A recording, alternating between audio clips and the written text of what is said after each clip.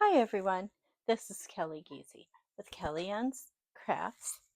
I am an independent Stampin' Up! Demonstrator in McKinney, Texas. And this is my third card for the month of December. Again, it's a thank you card. And this is a card that, literally, I hate to say this, but I actually took the design straight from the catalog. Um, I really, really liked the design, and therefore I thought, you know what? I'm going to make this into a thank you card, and I'm looking forward to sharing this with everyone. So let me take it out of here. I'm leaving the black background here just so you can see um, what we've done. And at white on white is hard to follow. And then this is my inside piece. So this is pretty simple. We are going to use wild wheat, and we're going to use stamps from Wildflower Designs. We're using the thank you, and then we're using this stamp, which I forgot to pull out. So let me pull it out right now. When I make die cuts, if I have extra stuff, I leave it in the case. So the next time I pull it out, I might go, oh, I can use that die cut without having to search all over for it.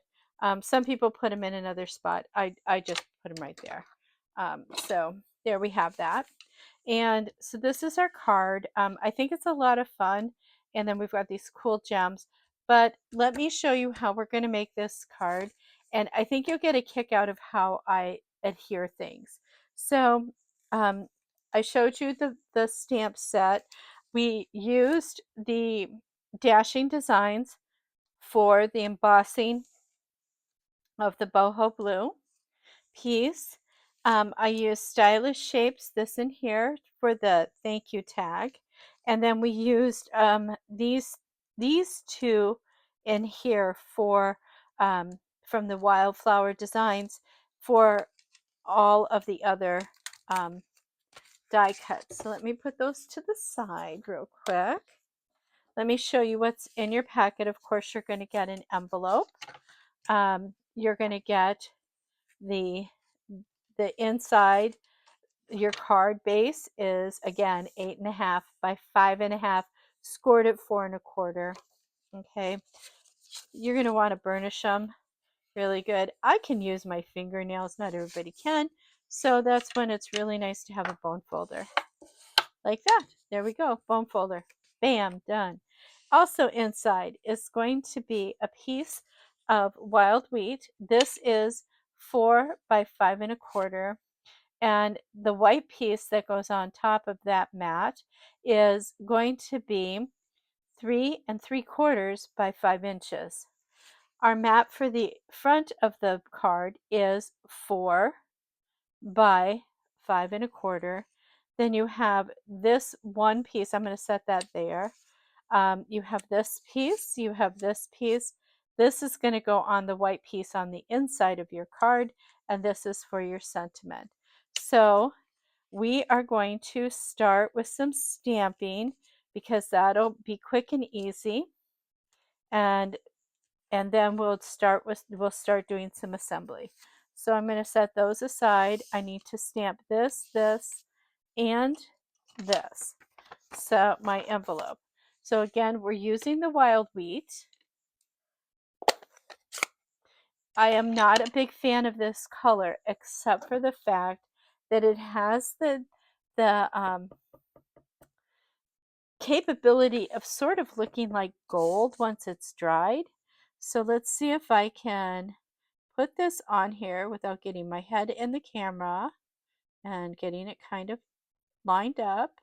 Set that down. I'm committing. I hope it's good. That's pretty good. We'll go with that. We're going to take it. It's a little high, but that's okay. So that's done. That's all we needed for that. And now we just need, well, we don't need to put any stamps on this because we're going to adhere this to this, if I remember correctly. Yes. And somehow my piece is short. But that's okay. I'll make it work. I'll make it work. It'll be fine. Or I could stamp it, but I'm not going to. I don't know. Would you have stamped it, or would you have used that piece of DSP? I like to use up all my little scraps, and that's how I tend to do it. So that part is done also. We can close up our ink and put that out of the way so we're not wearing it. I like to not wear the ink. I'm going to put this aside so it can dry. And now I will adhere this onto here. I'm going to use my seal for that. The other side's just as pretty. It just looks like burlap. Sometimes my seal wants to be funky. It's just how it is. And it's okay if it wants to be funky. So because this is about, I want to say, a quarter of an inch too small, I'm going to give it like a little bit. That's pretty crooked. Nobody wants to deal with that. So if I'm real careful, I can pull it back up. This is where having a little bit of patience and not adhering it real firm to begin with helps. So I just need a little bit more space. So I think that's about as good as we're going to get. We're going to go with it. This is going to get attached to this, and we can go ahead and do that at this time. The hardest part of this card is the front. And it really isn't hard. It's just a little bit putsy. So once you've done all the die cutting, then it's just pretty much assembly. It's not too terribly difficult, but it is a little time consuming. So let me put this on the inside. I'm trying to keep my little black piece of paper where you can see everything. When I use a white mat that's just plain, it's very hard for you to see what I'm doing. So here we go. This is my inside of my card.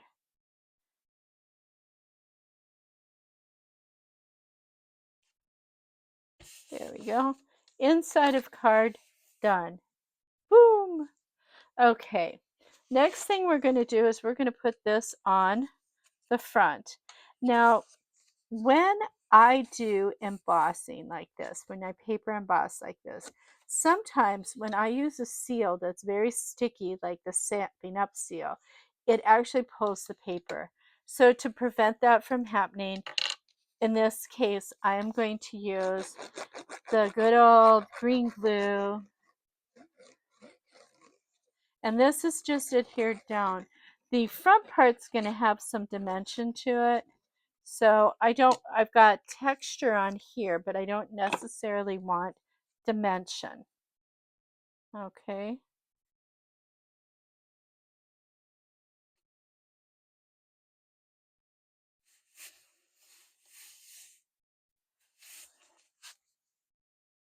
There we go. Okay. So this is pretty easy. It just gets adhered onto there. So we're going to do that.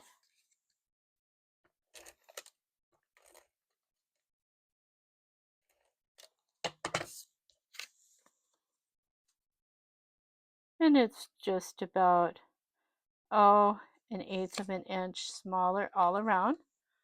So far, so good. Not too difficult. And now comes the fun part. So I am going to use dimensionals to put this up. But what I'm going to be using is I'm going to be using this part. This is a dimensional sheet where all the dimensions are gone. But now I want to just make it so I can pop it up and, in the front here. And so I just go along and I just cut these. And this is a way to use up every last bit of these. I have no scraps. When this is done, there is nothing foam adhesive left on here. So let me show you my trick. It fits if you do it right. Let's see if I can do it right. Should fit right, the tips should fit right in between the bumps. Okay, so see on the other side, you can't see it, Okay, so the tips fit inside the bumps. Now, if the tips are not in the right spot, then you're going to just make it smaller. So tips into the bumps, and we're just going to go around. It takes a total of 6 little pieces of these. Now let's say you're saying, but Kelly, I've got a brand new, you know, dimensionals, and I don't have an extra like that. I've been throwing those away. Well, if that's the case, you're going to come in here and you're going to snip these right along in here that are on the new one that you've got. But it's much easier if you just save your old ones and do it like this. I have a ton of them. I go through dimensionals so fast. But then it's my favorite little tool in the toolbox. Now you notice these are not exactly at the same spot. It's okay, because when we're all done with it, nobody's going to know the difference. So be sure you're putting your tips right in the bumps. Tips into the bumps. Last piece. Tips into the bumps. Now, if I turn this over, hopefully you're not seeing the white. If you are, it's just going to be a little bit, and if you haven't hit it down too hard, you can pick it back up. But if you have, you can always come in with the scissors and just trim that little bit off so it's not showing. That was just a smidge, hardly anything that I trimmed off of there. Okay, so now I'm going to place this on here. Okay, and I am going to, yep, I'm going to place it on there like this, just like that. So I'm going to go ahead and pull these off. And this might be a good time to use your take your pick tool. So you want to hold things down when you use a take your pick tool to pull it up. And that's not working. So we'll do the fingers. We'll just be very, very ginger with it.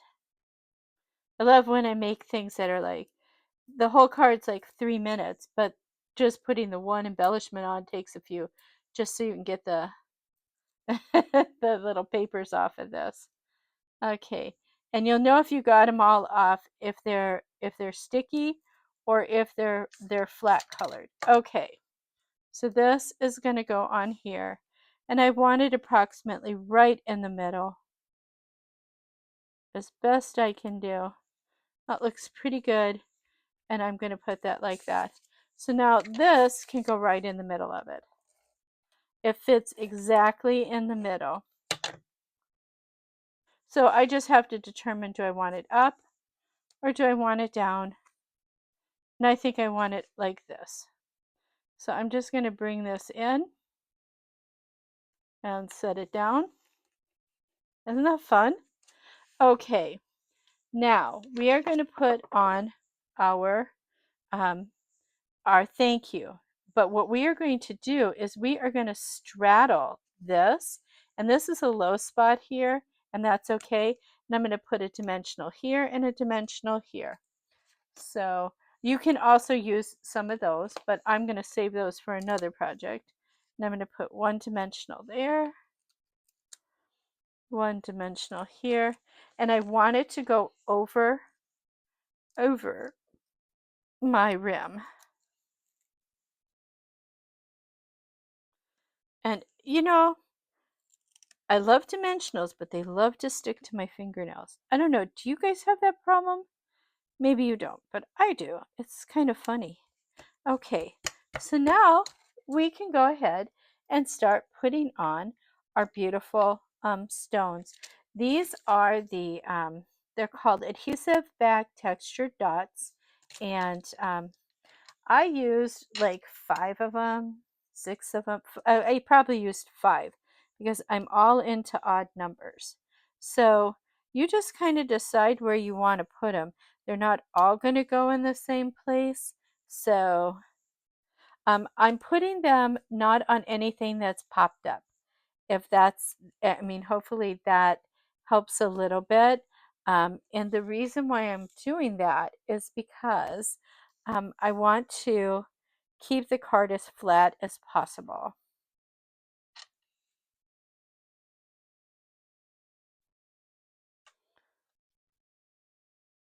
You may ask why I put one there, but there was a little bit of ink there.